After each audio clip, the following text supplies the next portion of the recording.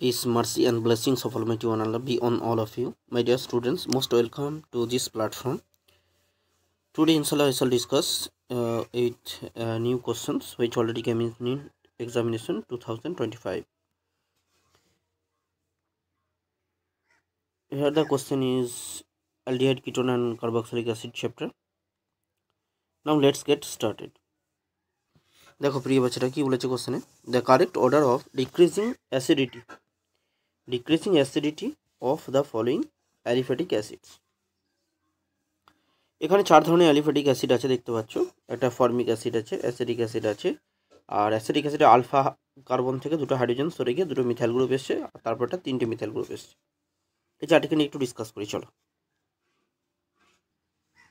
তো সর্বপ্রথম বাচ্চারা আমরা দেখে নেব যে অ্যাসিডিটি তুমি কিভাবে এক্সপ্লেন করবে কার্বক্সিলিক অ্যাসিডের। তাহলে আমরা একটা শর্ট নোট বানাতে পারি, acidity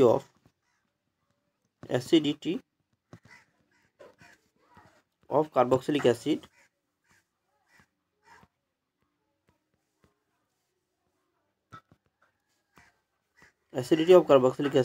it is directly proportional minus I effect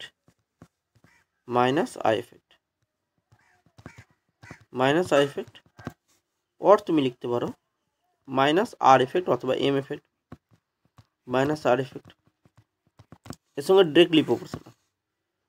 অর্থাৎ কোনো একটা কার্বক্সিলিক অ্যাসিডে যদি মাইনাস আই এফেক্ট ওয়ালা বা মাইনাস আর এফেক্ট ওয়ালা গ্রুপ থাকে, তাহলে তার অ্যাসিডিটি বাড়বে। কেন বাড়বে সেটা আমি এখানে বলে দিচ্ছি। আর প্লাস আই এফেক্টের সঙ্গে inversely proportional or plus R effect. এই শর্ট ট্রিক্স তোমাকে অবশ্যই মনে রাখতে হবে বাচ্চা, কোশ্চেন সলভ করতে গেলে দূরত্ব। এবার মাইনাস আই এফেক্ট বা মাইনাস আর এফেক্ট থাকলে কি কেন বাড়ছে দেখো। এই অ্যাসিডিটি অফ কার্বক্সিলিক অ্যাসিড এটা ডিপেন্ড করছে concentration of H+ ion. Concentration H+ ion যত বাড়বে তত অ্যাসিডিটিও বাড়বে। এবার কনসেন্ট্রেশন H+ আয়ন বাড়বে কখন, যখন ধরো একটা কার্বক্সিলিক অ্যাসিডের C+OH এই যে বন্ডটা আছে, এই গ্রুপটা এখানে যে একটা গ্রুপ আছে ধরো, এই গ্রুপটা যদি মাইনাস আইওয়ালা গ্রুপ হয় তাহলে সেই ইলেকট্রন টানবে, মাইনাস আরওয়ালা গ্রুপ হলে ইলেকট্রন টানবে। ইলেকট্রন টানলে কী হবে, এই OH বন্ধনের যে ইলেকট্রনের ডেন্সিটি কমে যাবে, ইলেকট্রনের ডেন্সিটিটা কমে যাবে। কারণ এইদিকে একটা টান কাজ করবে অক্সিজেনের বরাবর, এদিকে একটা ইলেকট্রন ডেন্সিটি কমে যাবে। ইলেকট্রন ডেন্সিটি কমে গেলে কী হবে, আস্তে আস্তে এই বন্ডটা ব্রেক করে যাবে, এখান থেকে প্রডিউস হবে H+ আয়ন। এই কারণে অ্যাসিডিটি বাড়বে। এবার তোমাকে যে কোশ্চেনে যে মলিকিউলগুলো দিয়েছে সেগুলোকে একটু চেক করে নিই, চলো। দেখো প্রথমে ফর্মিক অ্যাসিড আছে, ফর্মিক অ্যাসিড HCOOH, এটা হচ্ছে ফর্মিক অ্যাসিড।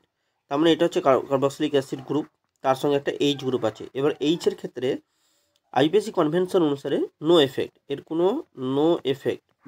কোনো এফেক্ট ধরা হয় না, বা এর আই এফেক্ট যদি ধরা হয়, আই এফেক্ট যদি বলো সেই আই এফেক্টকে 0 ধরা হয়, তাহলে আই এফেক্টকে 0 ধরা হয়, তার মানে এখানে কোনো এফেক্ট নেই।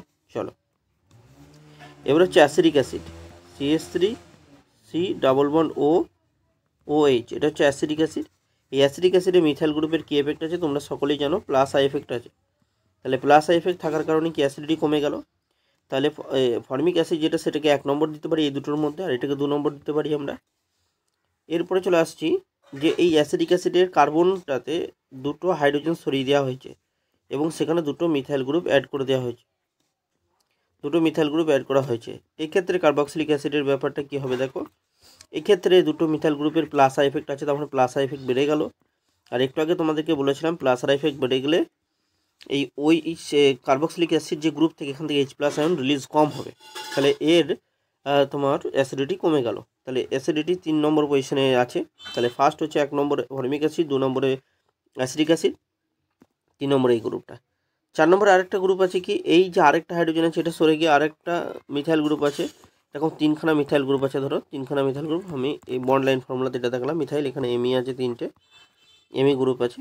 এবার তোমরা জানো এমই গ্রুপের কি প্লাস আই এফেক্ট আছে, তাহলে এখানে কখানা প্লাস আই এফেক্ট, 1খানা 2খানা 3খানা প্লাস আই এফেক্ট আছে, 3 প্লাস আই এফেক্ট ওয়ালা গ্রুপ আছে এখানে, 3খানা প্লাস আই এফেক্ট ওয়ালা গ্রুপ, তার মানে এর অ্যাসিডিটি আরও কমে গেল। তাহলে এটাকে 4 নম্বর দেবো, যেহেতু প্লাস আইওয়ালা গ্রুপ এই ওইখান থেকে OH বন্ডটা ব্রেক করবে কম, H+ আয়ন কম রিলিজ হবে। তাহলে তোমরা বুঝতে পারছো যে ফর্মিক অ্যাসিড সব থেকে বেশি অ্যাসিডিক, তারপরে অ্যাসিডিক অ্যাসিড, তারপরে এই কম্পাউন্ডটা 3 নম্বর, এটাকে তুমি আইপিএস নোমেনক্লেচার করতে পারো যে 1 2 3 করো, তাহলে 2 মিথাইল প্রোপানোয়িক অ্যাসিড। আচ্ছা, এটা করতে পারো। এখানে তুমি করতে পারো 1 2 3 2 2 ডাইমিথাইল প্রোপানোয়িক অ্যাসিড। তাহলে অর্ডারটা এইভাবে হবে। তাহলে অর্থাৎ 1 greater than 2 greater than 3 greater than 4। এবার কোশ্চেনে চলো, দেখো কোশ্চেনে কী আছে। দেখো কোশ্চেনে দেখো, প্রথমেই অপশানে আছে যে ফর্মিক অ্যাসিডের সব থেকে বেশি, তারপরে অ্যাসিডিক অ্যাসিড, তারপরে হচ্ছে 2 মিথাইল প্রোপানোয়িক অ্যাসিড, তারপরে 2 2 ডাইমিথাইল প্রোপানোয়িক অ্যাসিড। তাহলে এই অর্ডারটা ঠিক মনে হচ্ছে। তাহলে option A is correct. Hope the answer is clear to all of you. Thanks for watching.